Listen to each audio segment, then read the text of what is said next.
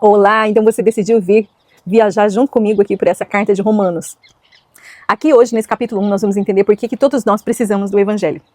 E eu queria começar esse capítulo conversando com você sobre uma coisa. Primeira coisa, é importante você ler antes de você assistir o vídeo, senão capaz que você vai ficar um pouquinho perdida aqui.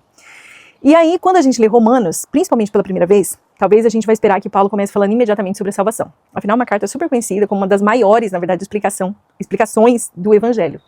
Mas Paulo, ele faz algo interessante. Ele não começa mostrando a solução, ele mostra primeiro a necessidade. Talvez isso pareça estranho, porque normalmente nós queremos ir direto para a resposta. Mas pensa comigo, vou te dar um exemplo. Se alguém não entende a gravidade de uma doença, dificilmente ela vai valorizar o tratamento. Então Paulo, ele começa Romanos exatamente assim. Antes dele mostrar a beleza da graça, ele vai nos mostrar porque que todos nós precisamos dela. E aí, antes de entrar nesse capítulo, lembra de uma coisa. Na introdução aqui da carta, Paulo ele já apresentou o coração da mensagem, porque ele fala que o Evangelho é o poder de Deus para a salvação de todo aquele que crê. Então essa é a grande declaração de Romanos. Mas aí surge uma pergunta. Por que nós precisamos desse Evangelho? Por que a gente precisa do poder de Deus para sermos salvos? E aí é quando Paulo começa a responder essas perguntas. Ele começa a carta dizendo que ele é Paulo, servo de Cristo, chamado para ser apóstolo e separado para o Evangelho. E repare aqui em uma coisa, antes dele dizer sobre o que ele faz, ele diz a quem ele pertence. E essa palavra servo, a gente já falou um pouquinho sobre ela em Pedro, ela tem ideia de alguém que pertence completamente ao seu Senhor. E isso revela algo importante, porque a identidade de Paulo não estava primeiro no seu trabalho e nem no reconhecimento das pessoas. E no que então? Estava em quem ele pertencia, em Cristo. Então às vezes a gente pode se perguntar o que as pessoas vão pensar de mim, o que eu tenho feito, ou acumulado nessa terra, e a verdade é que nós deveríamos estar nos perguntando a quem eu pertenço. Depois disso, Paulo ele faz questão de mostrar algo muito importante, que o evangelho que ele anuncia não era uma novidade inventada pelos apóstolos, mas era aquilo que Deus já havia prometido nas Escrituras. Na verdade, desde o começo, Deus já estava conduzindo uma história que apontava para Jesus. E aí Paulo apresenta Jesus como descendente de Davi e declarado filho de Deus com poder pela ressurreição. E aqui tem um detalhe, porque Paulo ele não está dizendo que Jesus se tornou filho de Deus depois da ressurreição. Jesus sempre foi o Filho de Deus. A ressurreição o revelou publicamente aquilo que ele já era. Então foi a confirmação de Deus, diante de todo mundo, de que Jesus é realmente o Messias prometido. Depois de apresentar a sua missão, Paulo ele fala sobre o seu desejo de visitar uma igreja em Roma, e tem algo bem legal aqui, porque realmente ele era um grande apóstolo e ele tinha recebido assim, uma missão extraordinária. Mas ele não se coloca acima da igreja, porque ele fala que ele quer fortalecer os cristãos, mas também ser encorajado por eles.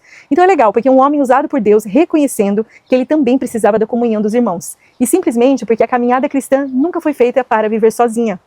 E aí, Paulo chega em uma das frases mais conhecidas da carta, onde ele diz que ele não se envergonha do evangelho, porque é o poder de Deus para a salvação.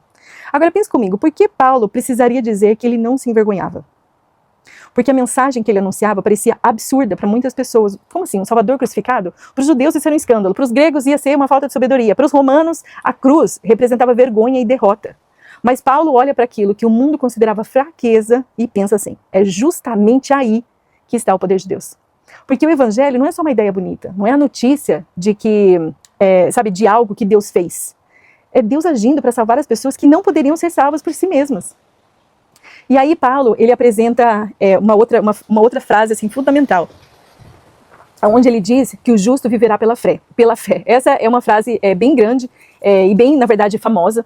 Podemos dizer que é famosa, né? Mas ela é a base, na verdade, aqui da carta. Então a gente precisa entender algo sobre ela. Que Paulo não está falando apenas sobre o momento em que alguém começa a seguir a Jesus. Ele está falando sobre toda a vida. A vida com Deus começa pela fé e continua pela fé. Então nós não começamos dependendo da graça e depois a gente passa a depender da gente mesmo. Toda a nossa caminhada cristã continua sendo uma vida de dependência e confiança no Senhor. E aí, até aqui, o Paulo falou sobre o evangelho, mas aí ele vai mudar um pouquinho, que ele vai começar a explicar por que nós precisamos do evangelho. E aí a gente chega de uma parte séria da carta, que ele vai falar sobre a ira de Deus. Ele diz que a ira de Deus se revela. Essa expressão pode causar, o que a gente pode dizer, um certo desconforto. Mas nós precisamos, na verdade, entender isso direitinho. Porque quando a gente pensa em ira humana, às vezes a gente pensa que a pessoa perdeu o controle, ou que ela quer explodir, ou quer se vingar. Mas a ira de Deus é diferente.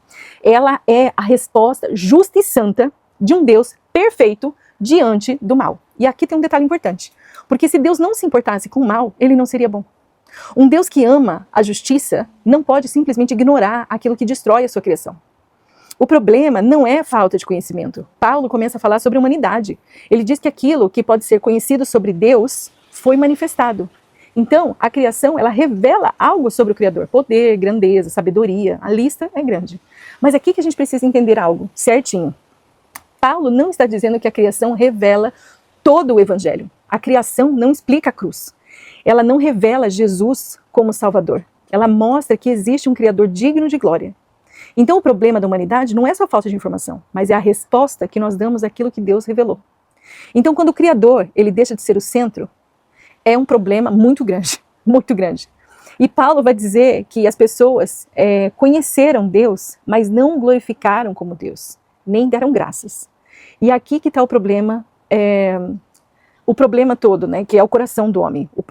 Não, deixa eu refazer essa frase, não é aqui que está o problema, é aqui que está o coração do problema. O pecado ele começa antes das nossas ações. Começa na adoração, porque o ser humano foi criado para adorar. E quando Deus deixa de ocupar o primeiro lugar, alguma outra coisa sempre vai ocupar aquele lugar. Pode ser dinheiro, sucesso, aprovação, controle, vaidade. Pode ser sua própria vontade.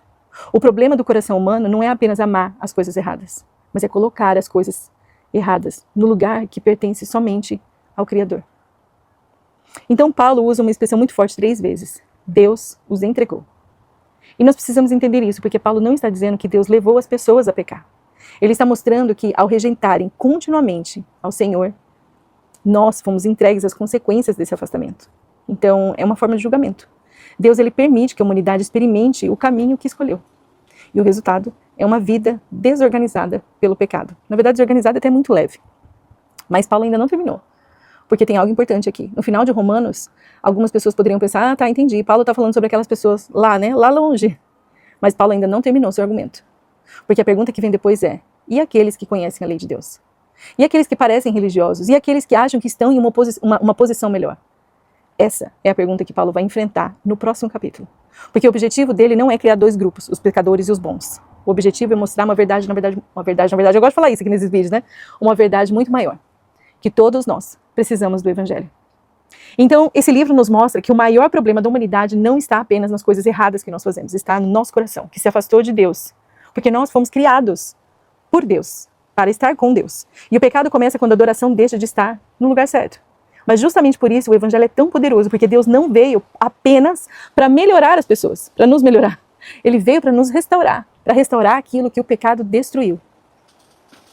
E eu queria terminar fazendo algumas perguntas. O que tem ocupado o centro do seu coração hoje? Existe alguma coisa que recebeu de você uma importância maior do que Deus? Você tem vivido dependendo da sua própria força ou pela sua fé? Paulo nos mostrou que todos nós precisamos do Evangelho, mas agora surge uma pergunta inevitável. Será que aqueles que conhecem a lei de Deus estão em uma posição diferente? Será que conhecer a verdade é suficiente? Ou será que Deus olha para algo muito mais profundo? E é exatamente essa questão que Paulo vai enfrentar no próximo capítulo.